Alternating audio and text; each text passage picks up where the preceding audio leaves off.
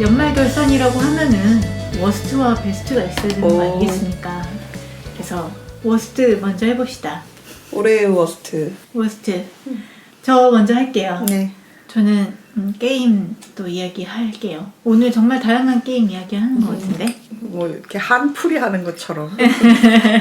한풀이가 맞을 수도 있어요. 제가 가지고 온 게임은 디트로이트 비컴 휴먼. 입니다. 그 게임이요? 네. 영치님도 좀 해보고 싶어 하셨던 게임 아닌가요? 네, 전 해보고 싶다기보다 유튜브로 다 봤죠. 아, 다 보셨어요? 네네. 보셨을 때 어떠셨어요? 본지 꽤 돼서 기억이 잘 안 나는데 나름 재밌게 봤던 것 같아요. 아, 그렇군요. 어떻게 나만 이렇게 프로 불편러가 되는 것 같아서. 아니 그런 건 아닌데. 일단 이 게임은 2018년 5월 달에 출시를 했고 그거밖에 안 됐어요? 네, 되게 오래된 것 같은데. 네. 한 3, 4년 전에 본 것 같은 느낌인데. 1년밖에 안 됐더라고요. 미래 세계, 안드로이드가 되게 보편화된 세계에서 안드로이드의 인권에 대해서 이야기하는 게임입니다. 유저들이 안드로이드가 돼서 되게 차별당하는 상황을 많이 플레이를 하는 거고요. 영화 같은 흐름 같은 걸로 화제가 됐었죠. 실제 배우들로 연기를 시키고 그거를 또 그래픽화하고 네. 그렇게 했었죠. 저도 뭔가 얼핏 봤을 때 되게 그럴싸해 보여가지고 근데 그래픽이 정말 뛰어나가지고 네. 봤어요. 그래서 했다가 짜게 식고 아하하. 중반쯤까지만 플레이하고 아니 중반보단 더 했을까? 한 3분의 2 정도까지 플레이하고 그냥 엔딩은 보지 않았습니다. 근데 제가 이 게임을 하다가 접었던 이유는 안드로이드가 주인공인 게임인데 안드로이드의 특성이라고 할 만한 게 거의 전무하더라고요. 인간과 다른 특성들이 있어야 되는데 딱히 그런 특징이 없어요. 뭐야? 안드로이드인데 이렇게 해? 좀 이거 그냥 인간 아닌가? 이런 부분들이 너무 많다고 생각을 하는데 그래도 플레이를 하고 있는데 하다 보니까 이제 세계관 자체가 어떤 미래 세계관이라는 설정이 너무 부실하더라고요. 안드로이드들이 지금 약간 사고를 치는 경우가 이제 왕왕 생겨가지고 문제가 되는 상황이거든요.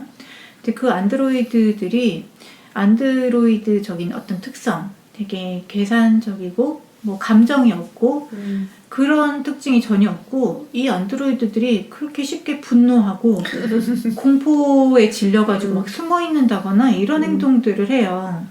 여기까지는 그래도 굉장히 감정적인 로봇을 잘 만들었나 보지? 라고 생각을 했는데 제가 결정적으로 여기서 이거 못하겠다라고 생각한 게 이제 범죄를 저지른 그 안드로이드를 경찰서에 데려가더라고요. 회수해 가는 게 아니라.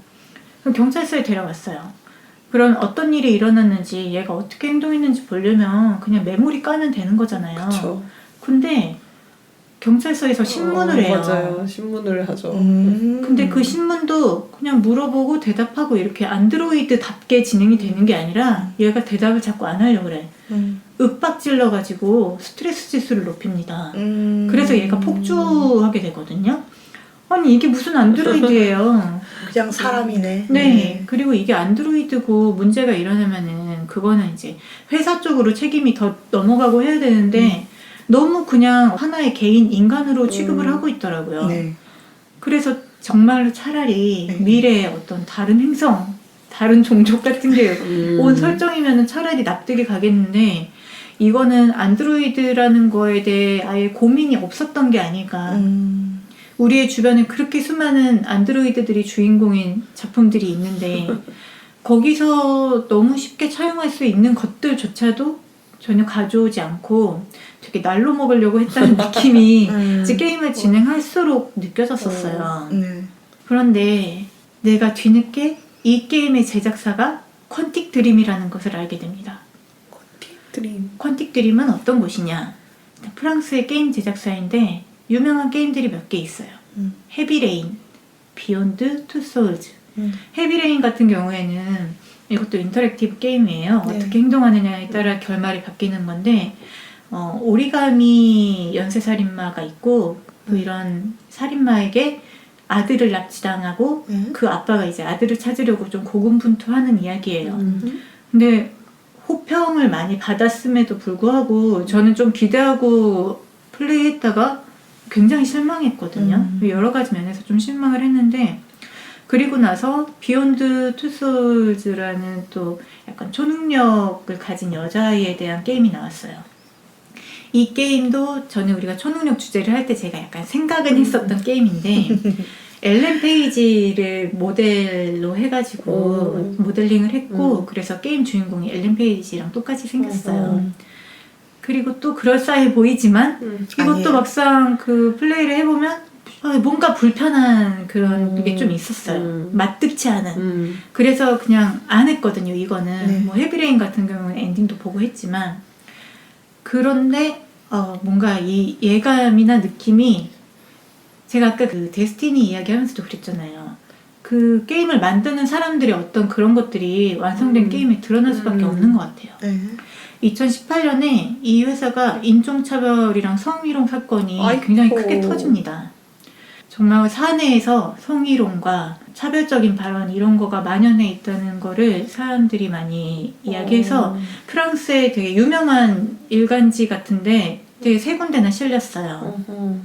그리고 특히 이 회사의 대표가 그걸 주도하거나 방관하는 입장이었다라고 사원들이 많이 고발을 했죠.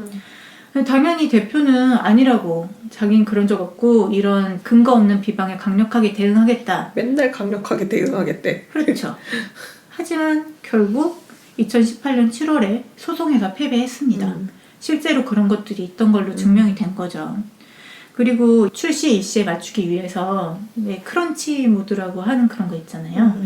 계속 이제 야근, 주말 출근, 철야 이런 걸 반복하는 건데 그런 강도 높은 업무를 직원들한테 시키고 보상은 제대로 해주지 않았고 그런 문제들도 있었을 뿐더러 이 비욘드 투 소울즈 같은 경우에 앨런 페이지를 모델로 했다고 했잖아요. 그녀의 동의 없이 누드 모델링을 헐. 했습니다. 이걸 저는 약간 이건 내부 유출이 있을 수밖에 없었던 거 아닌가라는 생각이 드는데 개발자 디버그 모드 뭐 이런 걸로 들어가서 약간의 해킹 같은 걸 해서 카메라 시점을 조작을 하면은 샤워씬에서 나오는 거 말고도 그냥 신체를 다 볼 수 있게 됐다는 게 유출이 되고 그래서 그 영상이나 캡처 화면 같은 게 또 많이 돌아다녔어요. 아 진짜. 그런데 모델링을 할 필요가 없는 부분까지 너무 디테일하게 그러게요. 또 모델링을 해놨던 거예요. 그래서 이런 것들이 모르던 상태에서 게임을 하는데도 뭔가 그 마음이 그러네요. 불편하고 네, 되게 기분 불쾌하네요. 나쁜 불쾌한 그런 느낌이 있었거든요. 근데 디트로이트 비컴 휴먼은 뭐 성차별적이나 그런 게 막 전면에 드러나지는 않음에도 불구하고 보고 있으면 PC함 이런 거에 대한 의식이 굉장히 낮은 사람들이 만들었구나 이런 게 좀 많이 느껴져요. 안드로이드의 인권이라는 것도 물론 가상의 세계에서 아직 현재하지도 않는 안드로이드라는 어떤 상상의 로봇들을 가지고 하는 거지만 그래도 어떤 인권, 권리 그런 차별에 대한 거를 다루고 싶다면은 어떤 깊이가 있어야 되거든요. 그게 없어요. 그게 없는 이유는 이걸 만든 사람들이 진짜로 그거에 대한 의식이 없기 때문인 것 같아요. 그래서 정말 허울 좋은 그래픽만 좋고 UI만 미래적이고 그럴싸해 보이지만 알맹이가 없는 대표적인 게임이 아닌가. 그리고 다시는 이 회사의 게임을 그냥 시도조차 하지 않겠다고 마음먹었습니다. 그래서 이 게임은 저한테는 정말 실망스러운 게임이었고 실망을 넘어서 이 게임 회사에 대해서 알게 됐을 때는 불신하게 된. 정말 좀 분노하게 되는 그런 면들이 있었습니다. 그렇군요. 네. 선인장님은 워스트 뭐 들고 오셨습니까? 원래는 어워드 이름이 워스트가 아니고 이결말 반댈세 뭐 이런 식으로 저희가 잠시 지었었잖아요. 네. 네. 양치님이 제시한 어워드였는데 저 때문에 하셨다고. 네. 저는 제 것도 있을 줄 알았거든요. 이거를 선인장을 위해서 카테를 마련을 하고 내 것도 있겠지라고 생각을 했는데 제시하고 본인은 네, 안 하시고. 생각해보니 저희 장점 뭐다? 손절. 빠른 손절. 워스트 결말, 2개월말 반댈세 할 때까지 결말까지 안 가더라고요, 제가. 결말을 네. 보지 않아. 네, 그 스카이캐슬이나 뭐 왕자의 게임이나 이 결말 부분들을 지금 안 봐서 말을 할 수가 없어요. 깔 수가 없어요. 그러면서 나 뭐 그랬더니 아람브라의 궁전 뭐 이러더라고요. 아니 그 이야기 제가 또 왜 여기서 합니까? 좋은 아니, 것도 이거 아닌데. 한때 우리의 금지어였잖아요. 우리가 19년이죠? 네. 19년 1월을 아람브라와 함께 여셨으니까 네, 저희에게 소개해 주시고 낚으셨으니까 12월은 그걸로 닫아야지 이제 기승전결이 완벽하지 않나. 그러지 맙시다. 수미 상관 뭐 이런 거죠. 그래서 딴 거 준비해 왔습니다. 아 진짜요? 아 뭐야 수미 배신자. 상관 어디 갔어요? 수미상관 개나 줘. 아씨 못 싫어. 닫았어. 이거 열린 결말로 끝났어. 차라리 열린 결말이 좋지. 네. 네. 저번에 왜 인생이 피폐하니까 더 피폐한 이야기를 보자 하면서 막 스릴러 한참 보다가 경로 재검색해가지고 좀비물, 디스토피아물 이런 거 많이 봤거든요. 네. 그래서 재밌는 것도 되게 많이 봤고 워낙 많이 보다 보니까 실망스러운 것도 많이 보고 그랬는데 그래도 좀비물의 최고봉은 워킹데드 아니겠습니까? 그렇죠. 또 까먹었으니까 시즌 1부터 다시 봐야죠. 일단 무조건 처음부터 시작하는 사람. 아니 그런 건 아닌데 뭐 정말 다 까먹어가지고 네. 이제 중간부터 보다가 이게 누구였더라 하면서 이제 막 앞으로 돌아가게 되더라고요. 뭐 다들 좀 보셨죠? 네. 제일 인상적인 부분이 있으신가요? 탱크 씬이요. 탱크 씨? 콩님은? 저는 그게 너무 인상 깊긴 했어요. 처음 봤을 때 우리가 약간 농담 삼아 이야기했던 좀비들 사이에서 좀비인 척하면은 되지 않나 이런 이야기를 옛날부터 많이 했잖아요. 네네네. 그런데 워킹데드는 되게 진지한 좀비 네. 드라마란 말이에요. 근데 네. 거기서 이제 약간 냄새 때문이긴 하지만 좀비들의 내장 같은 거를 이렇게 치덕치덕 휘두르고, 바르고 네. 좀비들 사이를 몰래 지나가는 장면이 있잖아요. 저는 그 장면이 인상 깊고 좀 입덕하게 되는 그런 것 중에 하나였어요. 저는 이렇게 워킹데드 하면 항상 제일 처음 떠오르는 이미지는 그 시즌 1에서 좀비들이 이제 도시 길에 꾸물꾸물 모여가지고 네. 말 뜯어먹는 장면 있잖아요. 그런 게 있었나요? 거의 초반에 나오는데 어. 그 경찰이 뭐 탈 게 없어가지고 말을 타고 가다가 어떻게 해가지고 말은 떨어지고 그 말을 향해가지고 좀비들이 막 가가지고 꾸물꾸물 가가지고 말 내장을 막 뜯어먹거든요. 그걸 이렇게 부감샷으로 이렇게 확 잡아주는 그게 있는데 저는 워킹데드 하면 항상 그 장면이 떠오르거든요. 네. 되게 말이 죽을 때 막 그러는 것도 아니고 되게 처연하게 죽어요. 네, 그리고 그 내장 뜯기는 거를 다 보여줘서 네. 되게 고어하기도 하고 눈을 뗄 수 없는 그런 게 좀 워킹데드의 매력이라고 생각을 하거든요. 시즌 1부터 시작해서 열심히 봤죠. 올해 아마 미국에서 지금 시즌 10 할 거예요.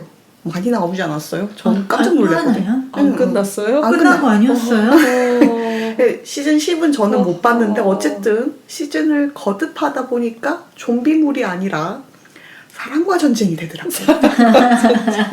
그러니까 원래 이런 장르가 좀 이렇게 외부의 적 좀비와 싸우는 것도 되게 무섭고 그런데 실제 이제 좀 생존을 어렵게 하거나 좀 사람 미치게 만드는 게 이렇게 막 내부에 있는 법이잖아요. 그렇죠. 응, 내부 응. 갈등.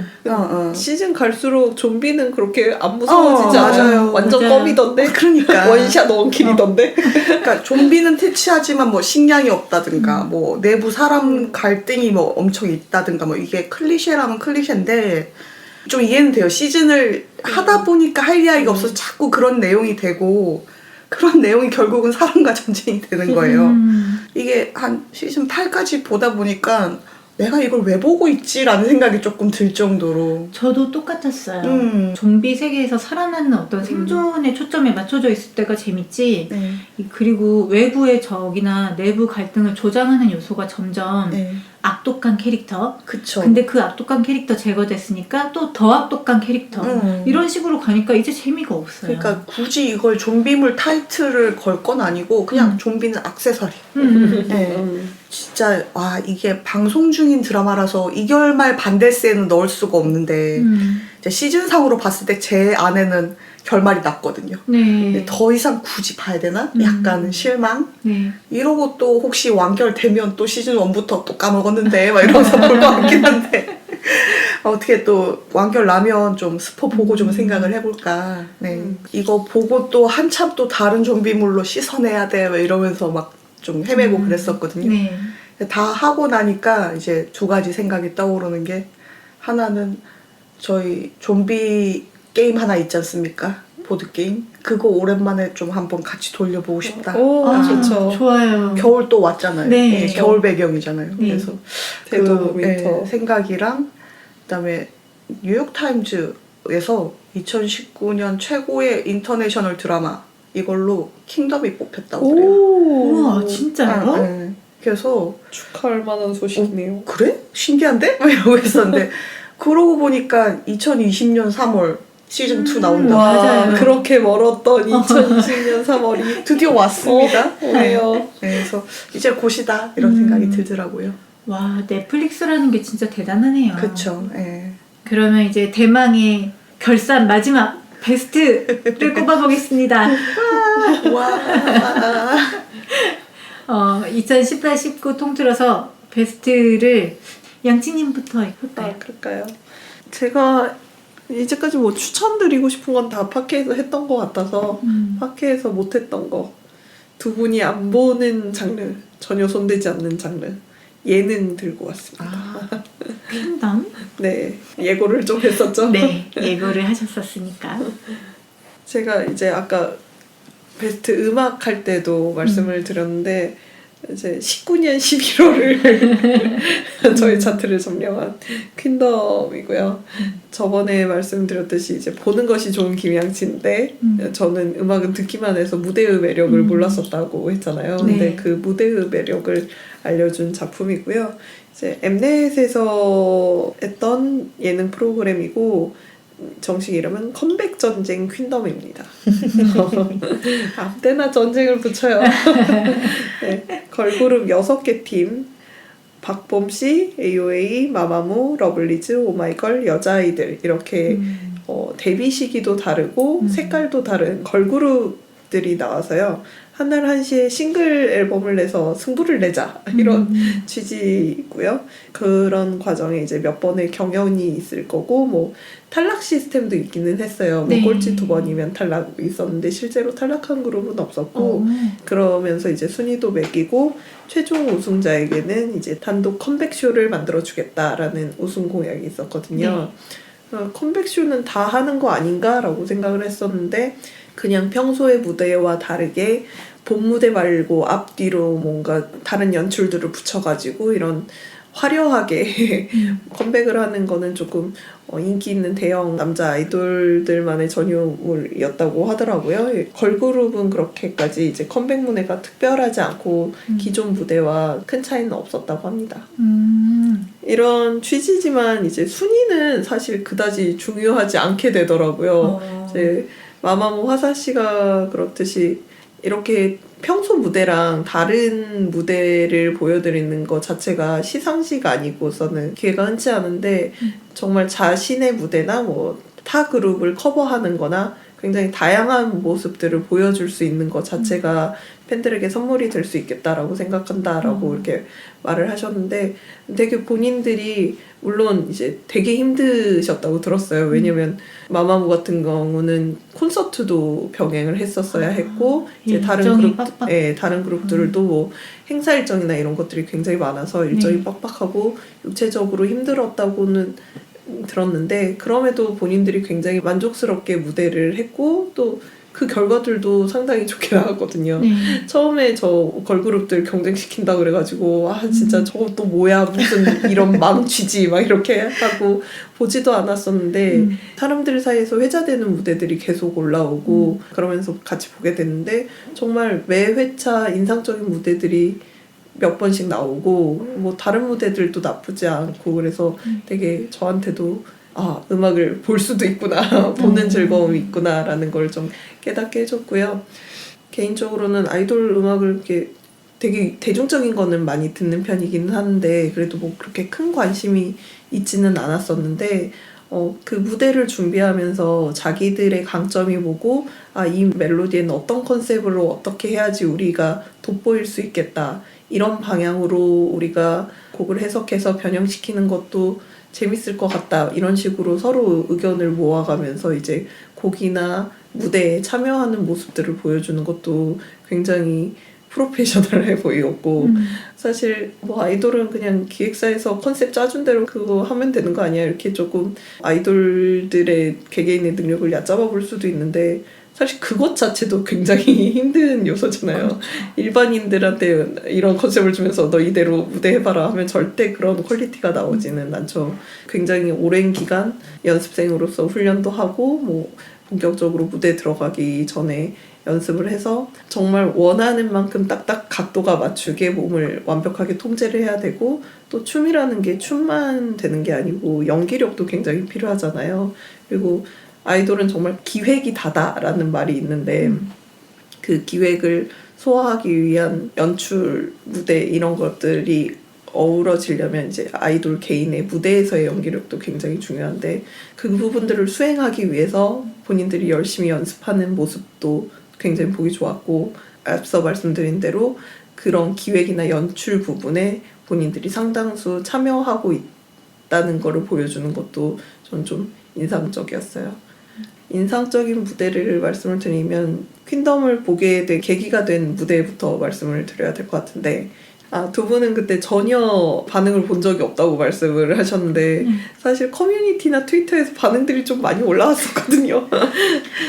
제가 이제 양치님한테 들어서 퀸덤을 알게 된 후에 딱 한 번 그 연애 쪽 칼럼에 AOA가 네. 이제 퀸덤을 계기로 좀 본인들이 원하는 음악 스타일을 할 수 있게 된 기반을 다졌다 이런 기사를 봤거든요. 네네.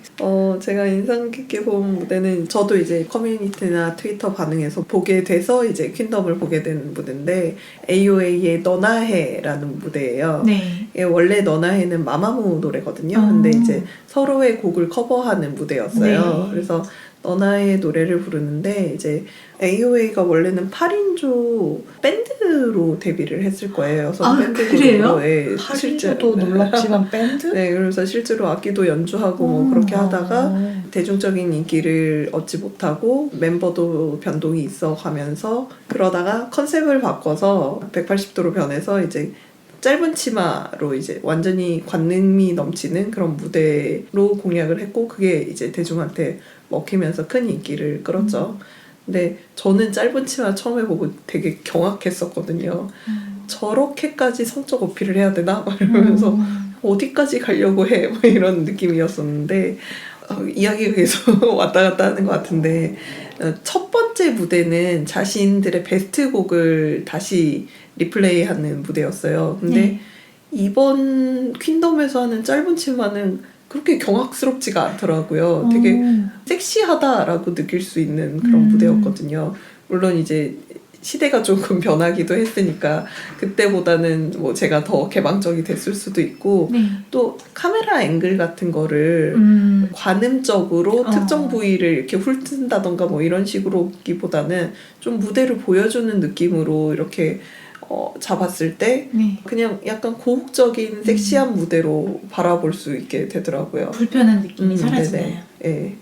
어쨌든 그렇게 해서 AOA가 큰 인기를 얻게 됐고 근데 그 이후로 계속 그런 컨셉으로 가다 보니까 인기도 얻었지만 댓글이라던가 아니면 그런 특정 커뮤니티에서 소비하는 방식이 굉장히 그 그룹 자체를 성적 대상화하고 뭐 특정 부위에 움짤을 올린다던가 뭐 성희롱적인 댓글을 단다던가 이런 거를 정말 많이 겪게 된 그룹이잖아요. 그러면서 설현 씨도 그런 것 때문에 되게 고민스럽고 그런 것들을 진짜 후배들에게 물려주고 싶지 않다 뭐 이런 인터뷰를 한 것도 예전에 봤었는데 이번에 보여줬던 너나의 무대가 어떤 무대였냐면 이제 AOA 리더 지민 씨가 평소에 해보고 싶었던 같이 일해보고 싶었던 댄서가 있었다 하면서 이제 댄서들을 같이 컨택을 해가지고 작업을 했는데 간단히 말하면 성별 반전 무대예요. 이제 멤버들은 블랙 수트를 입고 나오고요. 여성 그룹들이 이제 수트를 입을 때 몸에 딱 달라붙게 입고 하이힐을 신는 그런 느낌보다는 그냥 정말 남자들 정장 입었듯이 그냥 정장을 입고 나오고 방글방글 웃는 게 아니고 되게 무표정하고 시크한 표정으로 이렇게 춤을 추고 이제 보깅 댄서들이 약간 여성스러운 옷차림이나 힐 같은 거를 신고 여성스러운 춤을 추는 이런 성별 반전 무대였는데 AOA가 이제까지 겪었던 그런 역사들을 아는 입장에서는 약간 감동이 있었던 그랬던 무대였어요. 그래서 의미가 있는 무대군요. 그쵸. 여러 군데에서 반응이 좋았었고 그걸로 퀸덤의 이름도 알리고 저처럼 많은 사람들이 유입됐던 무대여서 그 무대는 다른 분들도 꼭 한번 보셨으면 좋겠고 걸그룹뿐만이 아니라 보이그룹도 그렇고 아이돌 그룹은 컨셉이 굉장히 중요하기 때문에 그 컨셉에서 벗어나기가 굉장히 힘들잖아요. 네. 섹시한 거를 컨셉으로 내세운 걸그룹들이 계속 수위는 더 세져가는 그런 과정을 겪는 경우도 있고 반면에 청순한 게 컨셉인 걸그룹에서는 또 청순한 이미지에 맞춘 그 노래나 춤이나 그런 것들을 출 수밖에 없는 그런 또 한계가 있는데 여기에서는 걸그룹들이 기존에 해보지 못했던 거 본인들이 한 번쯤은 해보고 싶었던 무대들을 되게 도전적으로 계속 시도하는 모습을 보여줬거든요. 물론 쟤네들은 저런 건 정말 안 어울린다라는 평가를 들었었던 무대도 있어요. 근데 저는 그 무대조차도 뭐 의미 있었다고 보고요. 그래서 처음에는 진짜 걸그룹 이름들은 다 아는데 거기 멤버가 몇 명 있는지 멤버들이 누구 있는지도 잘 몰랐었던 그런 그룹들이었는데 어느 순간 이제 다 안면을 트게 되고 이름도 알게 되고 친해졌어요. 그러면서 애정을 갖고 보게 되더라고요. 그래서 이런 것이 예능의 힘이 아닌가. 굉장히 그 낯선 소재를 되게 친근하게 가져오는 게 좀 예능의 힘이었다라고 생각이 들고요. 만약에 이 예능을 보시지 않을 거라면 그래도 무대만은 좀 찾아보셨으면 좋겠는데 저는 그 AOA의 너나의 무대가 굉장히 인상적이었고 마마무 그룹이 무대들이 다 재밌더라고요. 예전부터 실력 있는 그룹이고 되게 팬덤도 두텁다라는 거는 알고 있었는데 그냥 대중적인 곡 몇 곡 이해는 그렇게 잘 알지 못하던 그룹이었는데 이제 자기들끼리 있었을 때 너무나 비글처럼 이렇게 노는 모습들도 재밌고 케미가 엄청 좋죠. 멤버들이. 네. 그런데 그 멤버들을 쪼개놓으면 너무나 낯을 가리는 거예요. 그래요? 네, 자기들끼리는 너무나 비글인데 쪼개놓으면은 되게 낯가리고 어색어색하면서 에너지가 딸려하고 그럼에도 되게 재밌었던 게 아이돌 안에서는 또 멤버마다 성격 차이가 있잖아요. 네. 근데 그 중간에 그 아이돌들을 찢어놔서 뭐 보컬 그룹으로 묶고 댄스 그룹으로 묶고 이렇게 한 편이 있었어요. 그래서 그 찢어진 애들끼리 모아놓으니까 각각 자기 그룹의 성격을 갖고 있는 거예요. 되게 직진하는 스타일인 러블리즈라던가 아니면 낯가리고 있는 마마무라던가 좀 어른의 여유를 보여주고 있는 AOA라던가 뭐 이런 것 너무 애기애기한 아이들이라던가 뭐 이런 분명히 그룹 내에서는 각각 성격이 달랐는데 이제 그룹을 대표해서 나가게 되니까 또 그룹의 성격이 보이는 것도 재밌었고 신기하네. 네, 되게 재밌었어요 정말로.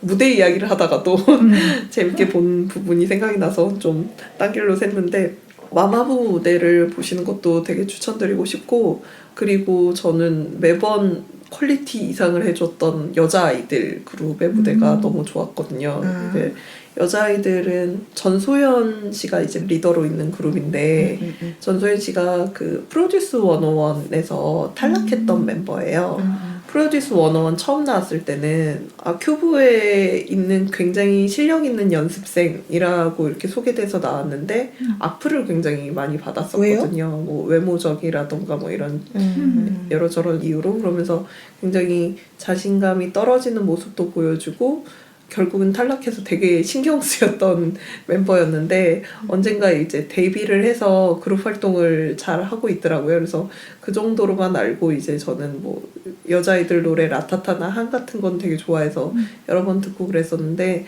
알고 보니까 그런 노래들을 본인이 다 작사 작곡하고 프로듀싱하고 뭐 앨범에 들어갈 사진이나 뭐 뮤비를 찍어야 할 방향성까지 다 결정하는 프로듀싱 능력이 되게 뛰어난 친구더라고요. 어머, 그걸 그렇구나. 혼자서? 네네. 네. 물론 이제 현대음악 사업이라는 게 혼자 막 다 아, 하진 네네. 않고 뭐 방향성을 이렇게 네. 제시를 하면은 작업하는 분들이 같이 하는 그런 네. 시스템일 것 같기는 한데 이제까지 남자 아이돌에서는 그래도 프로듀싱 능력을 보여줬던 아이돌들이 몇 있었는데 여자 아이돌에서는 좀 보기 힘들었었거든요. 근데 그런 보기 힘든 부분들을 전소연 씨가 되게 잘 수행하고 있었고 그리고 이번에도 본인 무대들을 편곡해서 보여주는 방법에서 어떤 것이 더 인상적일지 뭐 이런 것들을 결정하고 의견을 취합하고 사실 의견을 취합한다기보다는 나 이런 거 하고 싶어 하고 멤버들을 설득하는 작업이긴 했었는데 네. 그것도 멤버들에게 이렇게 할 거야 이렇게 할 거야 하면서 굉장히 다양한 부분들을 이야기해주면서 설득하는 모습도 보기 좋았고 그 결과물들이 좀 취향을 탈 수도 있을 것 같은데 약간 기괴한 파트들도 몇몇 부분이 있었거든요. 네. 근데 굉장히 인상적이었고 한 번쯤은 보셨으면 좋겠어요. 그리고 본인의 무대를 다시 리메이크했던 라타타나 싫다고 말해도 좋았는데 한 달 한시 싱글 앨범을 동시 발매하자라고 했을 때 나왔던 신곡 라이언이 되게 뮤지컬적인 스토리를 가지고 그런 연출을 하면서 스토리텔링이 되는 음악이거든요. 그래서 약간 저는 뮤지컬도 되게 좋아하니까 근데 무대 공연 보는 것 같은 그런 느낌으로 봤었고 마지막 부분은 약간 전율까지일 정도로 예, 되게 만족스러웠던 무대여서 추천드립니다. 라이언 여자아이들. 저는 진짜 아이돌을 너무 모르는데 예전에 엠넷에서 언프리티 랩스타를 했을 때 네네. 그때 아마 2였던 것 같은데 거기에 지민 씨가 나왔었어요. 네, 지민 씨도 나왔고 소연 씨도 아마 프리티 랩스타 3인가에 또 나왔었고 그래서 내가 그랬을 거예요. 이름이 네. 좀 익숙한 건가? 근데 처음에는 너무 생긴 게 딱 아이돌처럼 생겼고 조그맣고 왜냐면 거기 너무 무서운 애들 막 있었거든요. 근데 거기서 특히 AOA는 완전히 걸그룹이라는 인식이 있었으니까 처음에 물어뜯기는 역할로 집어 넣어놨나? 제작진이 너무한 거 아닌가? 이런 생각을 했었는데 그거는 다 우리의 어떤 편견이었더라고요. 정말 호락호락하지 않는 그렇구나. 저 정도로 해서 아이돌로 데뷔할 정도라면은 그냥 우리가 쉽게 생각할 수 있는 그런 사람이 아니구나. 그거를 너무 잘 보여줬었어요, 지민 씨가. 어떤 부분에서 그런 게 나왔어요? 일단 주눅 들거나 그러는 게 없고요. 처음에 자기소개하는 그런 뮤직비디오를 찍는 프로젝트를 했는데 거기서 정말 단연 돋보이게 너무 프로페셔널한 모습 같은 걸 보여줬었어요. 그리고 그 이후에 랩 같은 거 하고 무대를 하는 데 있어서도 실력 없이 뭐 얼굴만 이쁘장해서 아이돌이 된 게 아니라는 거를 보여줬었죠. 실제로 이번 무대들에서 지민 씨가 본인 랩 파트는 다 본인 가사를 썼는데 가사들도 되게 좋았었어요. 네, 그런 어떤 데뷔하고 연애 활동을 이어가기 위해서 얼마나 많이 노력하고 실력을 쌓았는지 네. 그거를 우리가 좀 과소평가하고 너무 쉽게 보는구나 그거를 약간 깨닫게 해줬었거든요. 그쪽 분야에서 7, 8년을 무대 활동을 한 정말 베테랑들이잖아요. 그 개개인의 능력치를 너무 대중들이 낮게 평가하고 있는 게 아닌가 뭐 이런 생각을 좀 하게 됐었던 계기가 됐었고 결론은 뭐다? 라이언을 보자. 알겠습니다. 알겠습니다. 네. 저는 살짝 보고 싶었었어요. 이제 퀸덤 찾아서 보고 싶었는데 그때 이제 예고편만 들은 거잖아요, 양진님한테. 네. 그래서 본편을 좀 듣고 나서 보고 싶어가지고 살짝 미루고 있었거든요. 약간 아쉬웠던 게 이제 무대를 할 때마다 반응이 좋았던 무대들이 몇 개씩 나와줬었었는데 중간에 이건 PD님의 실착이라고 생각을 하는데 중간에 그 아까도 말씀드렸듯이 좀 찢어놨다고 했잖아요. 네. 그래서 이제 결합해서 무대를 보여줬는데 몇몇의 유닛을 구성해서 그 유닛들의 무대를 보여줬는데 그 무대가 조금 인상적인 무대가 좀 적었었어요. 그리고 뭐 서로 보컬 팀을 정하는 과정 이런 부분들이 좀 지지부진하게 진행이 돼서 원래 아이돌은 자기 그룹에서 가장 빛나는 법이잖아요. 그렇죠. 그래서 자기 그룹에서 좀 더 완성된 무대를 보여줬으면 더 좋았지 않았을까. 사람들이 그 전까지는 되게 머리 풀고 달리다가 그 시점부터 조금 많이 떨어져 나간 식었구나. 네, 느낌이 들었었거든요. 근데 그러면 우승자가 있긴 한 거예요? 네, 우승자는 어차피 우승은 마마무. 네. 결국 네, 정영인의 최강자. 마마무는 그 너무 실력도 있는데 이게 물론 그 카메라 앞에서 보여지는 모습일 수도 있긴 하지만 너무 유쾌하고 정말 노래하고 무대를 하는 걸 즐기는 것 같아 보여서 이기기가 쉽지 않겠다 그런 느낌이 좀 있었어요. 네. 그리고 한국이잖아요. 한국에서 경연에서 이기려면 무조건 노래를 잘해야 합니다. 맞아요. 질러줘야죠. 가창력. 네. 여튼 찾아보겠습니다. 난 네. 이미 볼 마음의 준비가 되어 있다. 굉장히 오랫동안 예고를 하셨고 오랫동안인가? 이거 다음에 이야기할 거야. 이거 다음에 제대로 이야기할 거야. 막 계속 그렇게 네. 예고를 많이 하셨잖아요. 네, 저는 되게 재밌게 본 예능이고 되게 뜻깊었던 예능이었다고 생각을 하거든요. 그래서 많은 분들이 봐주셨으면 좋겠는데 오늘 준비를 제대로 못한 것 같아가지고 아니에요. 아쉽네요. 재밌었어요. 약간 보고 싶은 마음도 생겼고 그리고 사실 이미 한번 예고를 했어서 오늘 내가 이 어워드들을 쭉 보면서 어디서 퀸덤을 말하려나 막 이런 생각을 좀 했는데 이제 베스트 음악에서 안 나오더라고요. 그래서 그럼 베스트. 그냥 최고상으로 나오겠구나 했더니 역시 나왔네요. 네. 그렇다면 선인장님의 베스트 두구두구두구두구두구두구두구 이 어워드를 제가 제시했음에도 네. 베스트를 진짜 할 게 없는 거예요. 팟캐스트 다 이야기했어. 그거 이외의 베스트가 또 뭐가 있지? 없는 거예요, 정말. 맞아요. 저도 진짜 뭐 추천할 만한 건 이미 다 맞아요. 했어. 네, 맞아. 추천할 건 진짜 다 한 것 같고 어쩔 수 없이 그냥 제일 최근에 본 거 이야기 하겠습니다. 네. 미드 V 봤습니다. V? 그 부위요? 그 V예요. 네, 80년대 그 V. V. 자, 80년대 V와 2009년도판 V 두 가지가 있습니다. 맞아. 한번 네, 그 리메이크 다시 나왔던 거 알지만 호평 받았진 않았던 것 자, 같은데. 제가 앞에서 쭉 이야기하는 스타일을 보면 뭐부터 맞겠습니까? 80년대요? 그렇죠. 일단 80년대부터 일단 시작부터. 아니 진짜. 그걸 좋아하실 줄 몰랐는데 네. 깊은 트라우마를 안겨줬던 정말 깊은 트라우마가 있죠. 왜요? 거기에 그 외계인들이 파충류잖아요. 네, 생쥐 잡아먹고 막. 네, 근데 거기에 생쥐도 잡아먹고 그런데 쥐며느리 이런 걸 간식으로 막 먹고 한 장면이 있어요.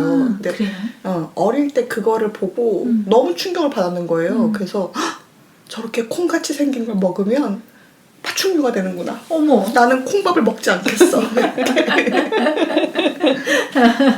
그래서 진짜 오랫동안 콩을 안 먹었거든요. 거의 초등학교 내도록 안 먹었어요. 와 진짜요? 네. 단지 그 V 때문에 맛이 없어서도 아니고. 너무 무서워서. 오 마이 갓. 저거 먹으면 큰일 나. 진짜로 막 트라우마가 상당했었는데 용기를 내서 하셨군요. 그러니까 외계인 하면 여러 가지 나오는데 가장 처음으로 생각난다고 하면 트라우마가 깊어서 네, 이게 생각이 났었고 그래서 80년대 드라마부터 봤습니다. 예전에는 그냥 외계인 무서워 막 이런 거랑 그 다음에 웬일인지 쟤네들이 침공해 왔어. 그리고 막 미친 듯이 싸웠다가 어쨌든 대충 이렇게 잘 평화를 지킨 것 같대. 뭐 이런 것만 이렇게 딱 윤곽이 드러났었는데 이번에 보고 정말 깜짝 놀랐어요. 어떤 부분에서? 너무 직설적인 거예요. 어떻게? 물론 예전 드라마라서 그렇지만 뭐 예를 들어서 사람들이 A에 대해서 반감을 가지고 있어요. 그런데 주인공격인 사람들이 뭔가 연설을 한번 해. 그러면 그 평판이 확 뒤집어지는 거예요. 잠시의 갈등도 없고 그 말이 맞다 막 이렇게 막 바뀌는 거예요. 근데 그게 아니 뭐 저렇게까지 뭐 이런 거 있잖아요. 너무 이제 누가 막 한마디 하면 그래 그 말이 맞지 뭐 이러고 이렇게 약간 복선 깔아줬다가 조금 있으면 그래 네가 나쁜 놈이지 뭐 이런 거 있잖아요. 되게 투명한 색이 예. 그 또 조금 반성하면 그래 다 용서한다 막 이런 거. 아니 무슨 갈등이 보통 요즘 스타일로 보면 이거를 처음에 떡밥을 뿌리고 시즌 중간쯤에 살짝 보여줬다가 뭐 이렇게 뒤에 여운 남기고 다음 시즌으로 뭐 이런 거 없어. 한 5분 만에 탁탁탁 끝나는 거예요. 이게 무슨 추격판도 아니고 이게 뭐지? 막 이런 생각이 들고 야, 이 정도 걸 보고 내가 이렇게 떠났단 말이야. 나 이제 이겨낼 수 있어. 막 이런 거 있잖아요. 또 그렇고 뭐 옛날 거니까 당연히 그래픽이나 이런 거 좀 떨어지잖아요. 쥐잡아 먹거나 이런 것도 그렇게 무섭지 않은 거예요. 오히려 그 시대의 여성분들의 화장이 더 무섭고 약간 그런 느낌. 너무 진해요. 네, 세게 화장하잖아요. 특히 다이애나 어. 장난 아니죠. 그래서 일단 줄거리를 다 파악하고 네. 자 그러면 2009년도 판으로 보자 해서 이제 보기 시작했죠. 훨씬 예전보다 세련되게 덫을 놓는 느낌? 네, 그러니까 아까 제가 막 80년대 드라마 보고 깜짝 놀래서 뭐야 이거 막 그랬는데 예, 그거보다 훨씬 세련되게 이렇게 덫을 놓고요. 미드 특유의 건조한 느낌 있잖아요. 네. 거기 잘 살아있어요. 근데 너무 건조해.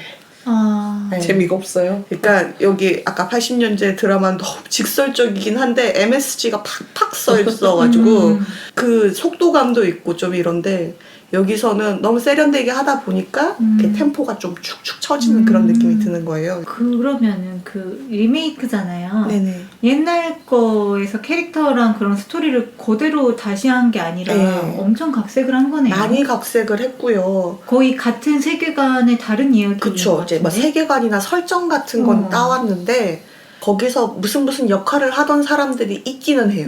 있긴 한데 거의 캐릭터나 그런 건 사라진 그런 느낌? 그렇구나. 네네.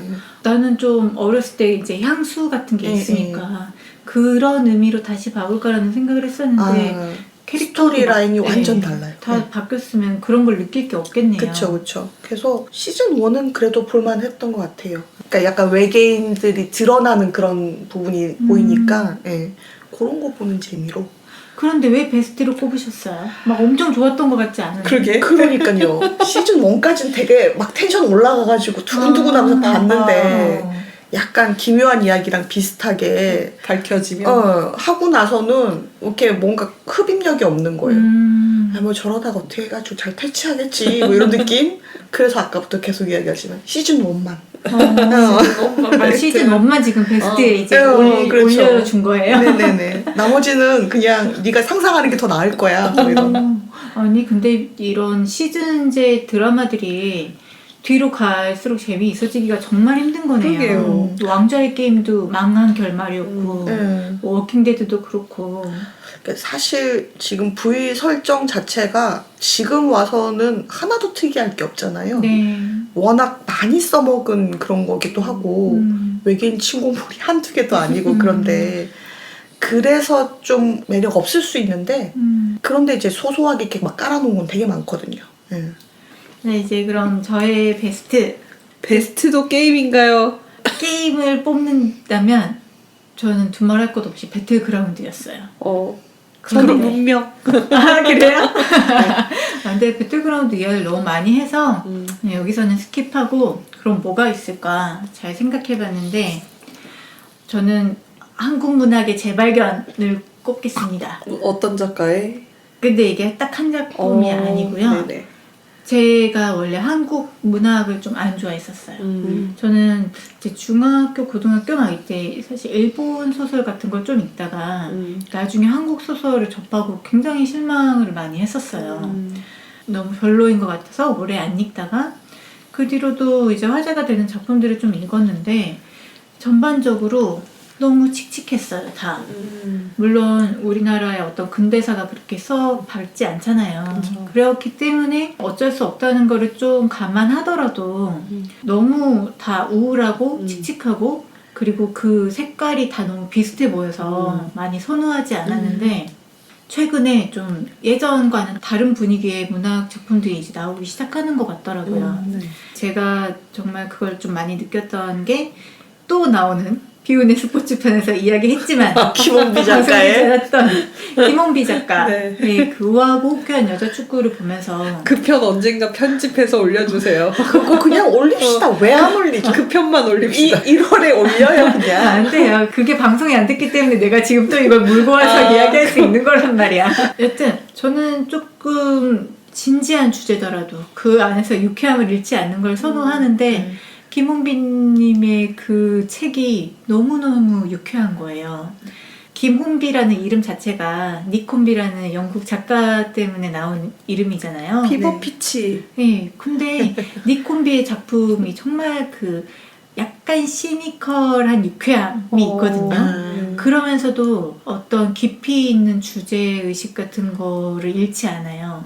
니콘비 팬이시기도 하죠. 네. 그래서 저는 니콘비를 좋아하기 때문에 김홍비 씨를 더 처음부터 호감을 가지고 책을 봤을 수도 있는데, 그런데 정말 우아하고 호쾌한 여자축구가 너무너무 재미있는 정말 유쾌한 글들이면서 그걸 읽다 보면 생각하게 되는 것도 많고 너무 감동적인 부분도 있고 해서 저한테는 정말 거의 완벽한 에세이라고 생각이 들 정도였어요. 저의 묵은지 중 하나입니다. 사두어스가 그러네. 아직도 보지 않은. 네. 그래서 되게 좋은 책이 나왔다. 그리고 내가 지금까지 한국 문학 쪽에서 물론 내가 한국 에세이를 또 많이 읽지 않아서 몰랐을 수도 있지만 이런 분위기, 이런 필체, 그 책이 나왔다는 게 되게 좋았었어요. 그런데 그 이후에 혹시 장유진 작가의 일의 기쁨과 슬픔이라는 책을 아시나요? 제목만 들어봤어요. 장유진 작가 같은 경우에는 SNS에서 굉장히 화제됐던 단편 소설이 하나 있어요. 올해 정말 SNS를 통해서 많이 파급됐고 그것 때문에 그 소설의 전문이 공개된 창작가 비평 웹사이트가 다운될 정도로 사람들이 정말 좋아했던 단편 소설이 있는데, 그게 이제 장유진 작가 2018년도 창비 신인소설상으로 등단을 했고 그 소설인 일의 기쁨과 슬픔이 이제 공개가 됐었기 때문이었거든요. 판교의 IT 회사를 배경으로 짧은 단편 소설이에요. 그런데 여기서 내가 지금까지 한국 문학에서 왜 이런 작품 없는 거야? 라고 생각했던 것 같은 글이 써져 있더라고요. 여기도 정말 유쾌한데 그게 막 김홍비 씨랑은 또 다른 유쾌함이에요. 되게 어떻게 보면 또 우울하고 짜증나는 일일 수도 있는데 그걸 되게 가볍게 읽기 편하게 풀어낸 그런 게 있거든요. 그래서 그때 저도 그걸 보고 이 소설 괜찮다라고 생각을 했는데 또 다른 친구한테 야 콩아 이거 읽어봐 하면서 링크가 오기도 하고 그랬었어요. 이제 그 작가의 단편 소설집이 나왔어요. 그 일의 기쁨과 슬픔을 비롯해서 다른 여러 가지 단편 소설이 묶여져서 나왔거든요. 이 책의 추천사 중에 이런 문장이 있어요. 한국 문학이 수호해왔던 내면의 진정성이나 비대한 자아가 없다. 비대한 자아. 그렇죠. 와. 정확한 표현이지 그러네요. 않습니까? 내가 생각하고 있던 거를 너무 정확하게 표현해줬고 그 말이 또 딱 들어맞는 작품이에요. 그런데 제가 읽어봤을 때는 모든 작품이 전부 다 골고루 마음에 들진 않았어요. 좀 별로인 작품도 있기는 했지만 그럼에도 불구하고 이제 좋았던 작품이 더 많았고 읽는 내내 너무 좋다. 근데 이거는 이 작품 자체에서 오는 좋음도 있지만 한국 문학이 좀 변화하고 있구나. 그런 좋음? 내가 읽고 싶었던 작품들이 이제 나오겠구나. 그런 안도감? 그런 거가 좀 있었거든요. 그래서 저한테는 이 김홍비 작가님과 장유진 작가님을 발견하고 그분들의 책을 읽을 수 있었던 게 올해 어떤 베스트로 꼽을 수 있을 만한 일이었어요. 한번 읽어봐야 되겠네요. 그 단편집 제목도 일의 기쁨과 슬픔입니까? 네. 작품 표지를 보면은 얼핏 보면 뭔지 잘 모르겠는데 육교가 그려져 있어요. 근데 그 육교가 길을 보통 건널 수 있게 해주는 게 육교잖아요. 네. 근데 한 방향으로 난 육교예요. 육교를 위로 올라갔다 내려가면 그냥 직진으로 갈 수 있는 길을 그냥 간 거예요. 약간 고가도로 같은 느낌의 육교인데 이렇게. 근데 그게 판교에 실제로 있는 육교거든요. 그래요? 네. 왜 그런 걸 만들었대요? 뭔지 아시나요? 네. 되게 의문의 육교인데 실제로 이 작가분이 IT 회사에서 일을 하시면서 썼던 작품이 이제 등단을 한 거고 그 이후에 단편집을 내는 시점에서는 이제 퇴사를 하셨거든요. 근데 처음에 소설을 쓸 때만 해도 회사를 그만둘 거라고는 생각을 전혀 하지 않고 그냥 너무 글쓰기가 하고 싶어서 쓰셨던 글이고 본인이 직접 그 IT 회사에 몸담고 서비스 기획 쪽에서 일을 하셨었기 때문에 판교의 문화라던가 인물에 대한 묘사라던가 그런 것들이 되게 살아있어요. 되게 하이퍼리얼리즘. 되게 진짜 생생하고 그냥 바로 옆에서 일어난 일을 약간 전해 듣는 것 같은 느낌. 그래서 어떻게 보면 정말 너무 가벼운 게 아닌가라는 생각이 또 들 수도 있어요. 이 정유진 작가님의 인터뷰를 보면 깊이가 없다라는 말을 너무 많이 들었대요. 그래서 그 파트리크 지스킨의 깊이에 관한 책도 읽어보고 아 진짜? 네. 그리고 심지어 이거는 문학이라고 할 수 없다 이런 말까지 들었대요. 휴 꼰대. 그러니까요. 그래서 그런 말을 들었음에도 불구하고 되게 꿋꿋하게 이런 소설을 써준 것도 되게 좋고요. 다른 분들이 많이 보고 많이 팔려서 더 이런 작품이 많이 나올 수 있고 이분들이 더 왕성한 작가 활동을 할 수 있는 좀 밑바탕이 됐으면 좋겠다는 마음에서 더 베스트로 올렸습니다. 그러니까 좀 땡기네요. 읽어보시면 네네. 좋겠어요. 저희가 이거를 처음 기획할 때만 해도 저희가 지금까지 해왔던 스타일이 아니잖아요. 좀 걱정이 많이 됐었어요. 그런데 뭔가 생각했던 것보다 잘 마무리한 것 같아서 되게 안심이 되네요. 저는 걱정은 안 하고 그냥 질러놓기만 했었는데 이렇게 길어질 줄은. 저희가 처음에는 야 이거 1회분도 안 나오는 거 아니야? 막 이런 이야기를 했었는데 괜한 우려였네요. 여러분 모두 고생 많으셨고요. 저희 2020년에도 좋은 방송 많이 만들어 가도록 하겠습니다. 네. 지금까지 들어주셔서 감사합니다. 감사합니다.